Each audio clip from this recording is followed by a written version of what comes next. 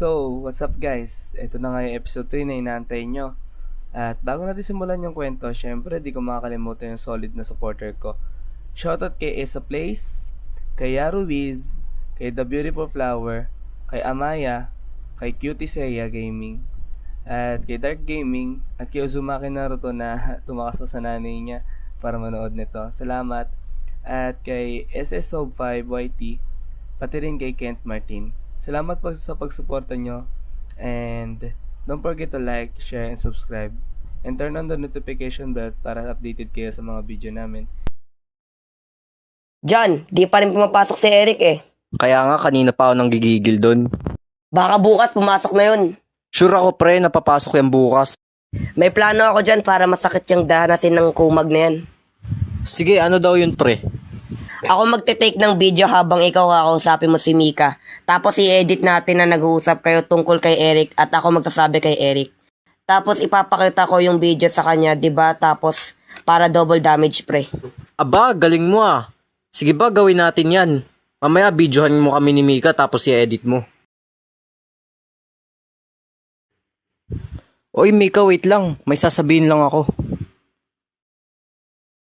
Oh, ano yun dyan? Pasensya ka na sa ginawa ko nung nakaraan ah. Sorry. Wala yun. As long as you say sorry, oks na tayo. Sure ka ba Mika? Oo naman.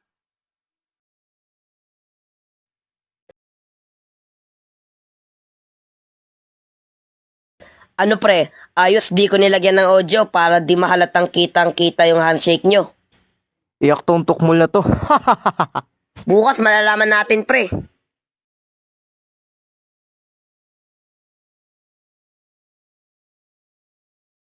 Yes, ayos na pakiramdam ko. Makakapasok na rin ako sa wakas. Wait nga lang, nasan ba si Romeo? Romeo! Romeo! Ano boss, ano meron? Pasok ako ngayon. Handa mo na yung kotse natin. Sige po boss.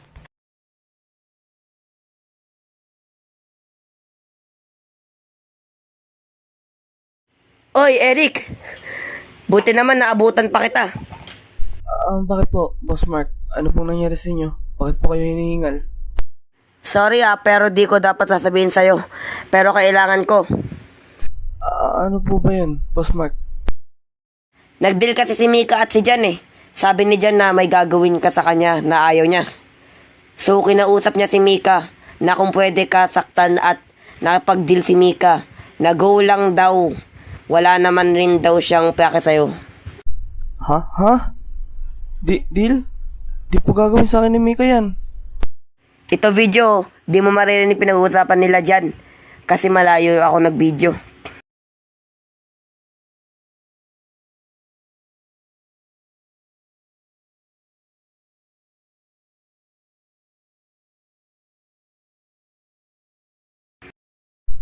Tama nga, Boss Mark.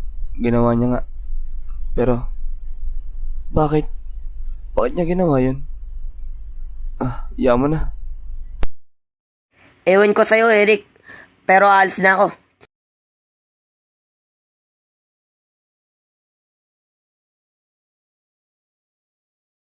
Hoy, tukmol! Ano po yun, Boss Jan? Magkita tayo mamaya sa likod ng school. Bakit po? Ano po bang meron, Boss Jan? Basta, sumunod ka na lang. Ganun po ba? Sige po. Pagtapos po ng school, pupunta po ako dun mamaya. Opo.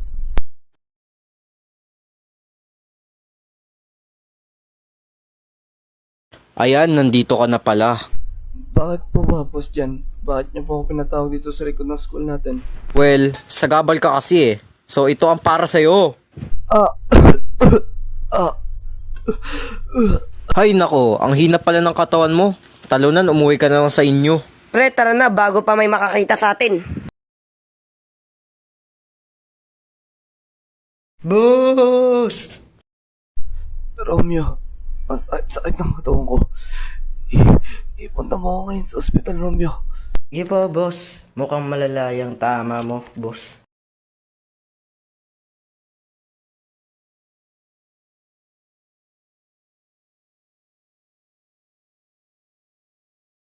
Tumagal hindi pagpasok ni Eric sa school at mukhang napaaga ang bakasyon.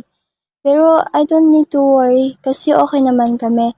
Nag-aalala lang ako kasi hindi ko siya nakita sa school or umiiwas siya.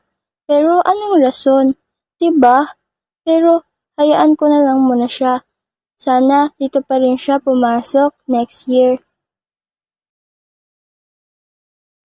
Yes, magaling na sugat ko. Magaling na rin yung mga pasa ko sa katawan. Ano, Romeo? Tara na mo Ayun, magaling na, tara na boss, umuwi.